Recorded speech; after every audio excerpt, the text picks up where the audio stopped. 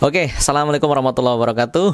Salam jumpa teman-teman sekalian, para subscriber YouTube Coach Anjrah dan juga para rekan-rekan semua yang nanti mungkin di sosmed saya juga saya posting video ini. Di dalam konsep sehat paripurna menurut Pas Al-Kasau itu ada kaidah input, sistem, dan output. Nah, kita akan belajar bersama bagaimana implementasi konsep input, sistem, output untuk menunjang kesehatan kita secara alami. Nah, bagi teman-teman yang sudah ikut Pas Al-Kasau bisa buka di modulnya, ini di modul Haris Mujahid sang medical hacker. Udah pada punya tentunya ya modulnya ya. Kita buka di halaman 46. Ini cetakan,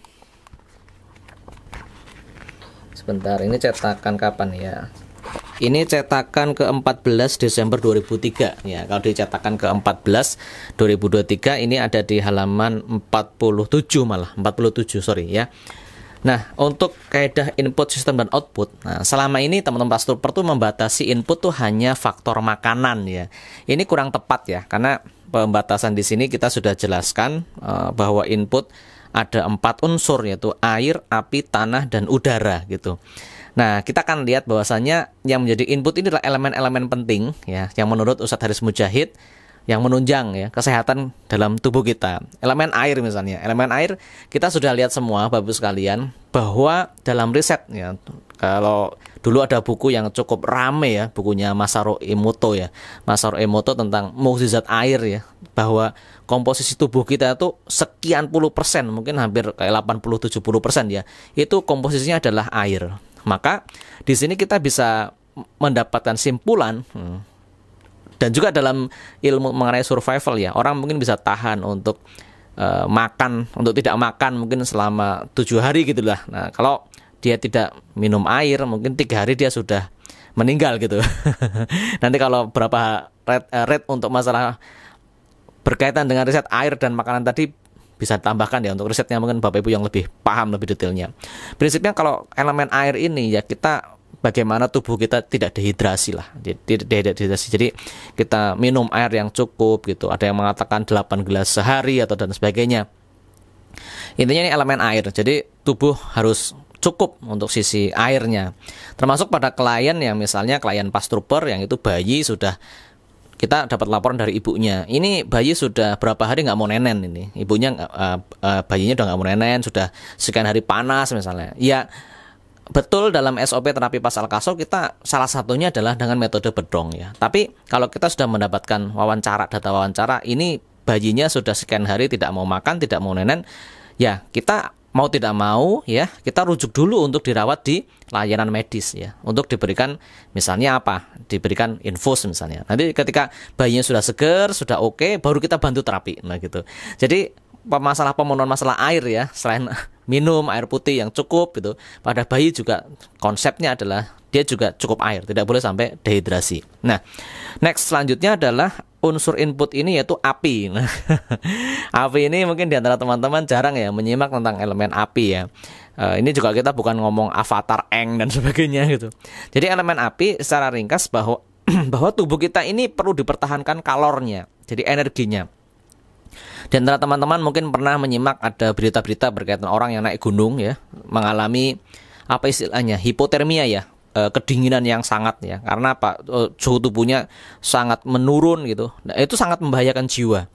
Sebagaimana tubuh, nah, misalnya kita ketemukan pasien kondisi sangat dingin ya, maka apa yang dilakukan oleh Pastrooper, ada beberapa jurus yang memang untuk nanti kita gunakan menaikkan suhu tubuh ya. Di antaranya misalnya energi booster atau misalkan di CU gitu dan sebagainya. Tapi kalau memang membutuhkan kalor secara instan, nah di materi upgrading stroke ya, kita kupas salah satunya adalah kita bantu dengan setrika. Waduh, bagaimana dengan setrika? Jangan emosi dulu ya, jangan emosi dulu. Kaidah mensetrika ini juga ada kaidahnya ya. Jadi bukan berarti setrika panas dinyoskan ke tubuh, tidak demikian. Nanti ada kaidahnya, Bapak Ibu nanti bisa pelajari ya.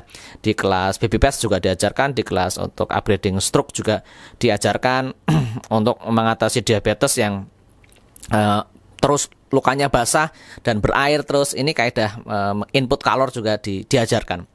Jadi pemenuhan kalor ini misalnya sudah sangat dingin. Jadi kondisi bahaya itu diantaranya kurang cairan, kurang kalor, kurang energi. Kalau sudah sangat dingin ya, kita segera hangatkan ya, segera hangatkan apapun caranya ya, apapun caranya gitu. Kalau kita ada kaidah setrika tadi ya, bagaimana menggunakan kaidah setrika dengan benar dengan SOP.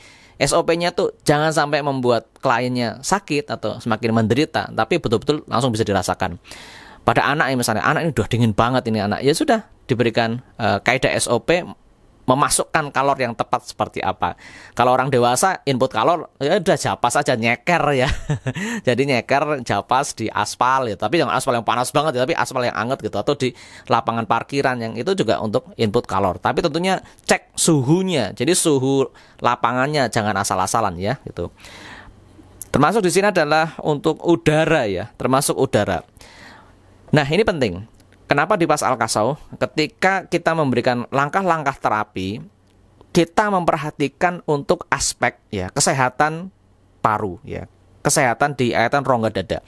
Kalau Ustadz Haris menjelaskan parameter sehatnya paru adalah bagaimana benarnya area rusuk ya, bagaimana area rusuk dan punggung yang tempatnya di situ ada tempat bergelantungannya ya, tempat bergelantungannya paru-paru. Nah, aspek udara ini harus dijaga dengan baik ya. Jadi terutama kalau di PAZ itu materi basic kan kita ngomong masalah penanganan asma ya, penanganan keluhan asma, penanganan sesak nafas. Karena apa?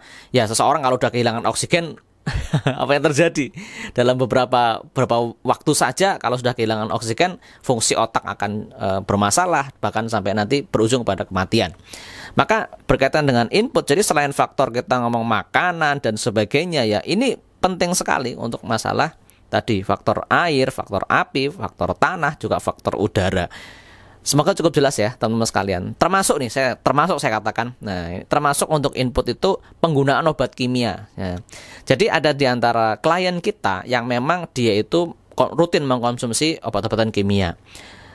Kita sebagai pastrooper ya harus betul-betul bijak berdiskusi. Jadi mengajak diskusi klien itu tentang misalnya, kalau misalnya obat ini dikurangi seperti apa. Misal pada kasus anak kejang ya, pada keluhan epilepsi misalnya, itu kan misal dosisnya sekian gitu kan, bagaimana dikurangi bertahap dan dilanjutkan terapinya.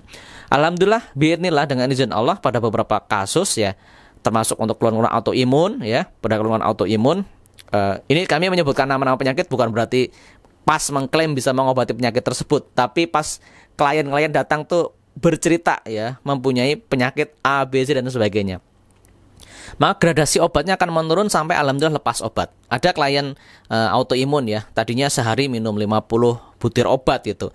Alhamdulillah sekarang sudah tidak diminum harian, tapi dia masih minum ya, masih minum ketika memang sangat-sangat dibutuhkan, dan itu memang urgent, dan itu tapi masih bisa dikatakan sebulan paling sekali, atau kadang 2 bulan berjalan dia tidak minum juga tidak masalah, digantikan dengan makanan sehat misalnya kayak gitu.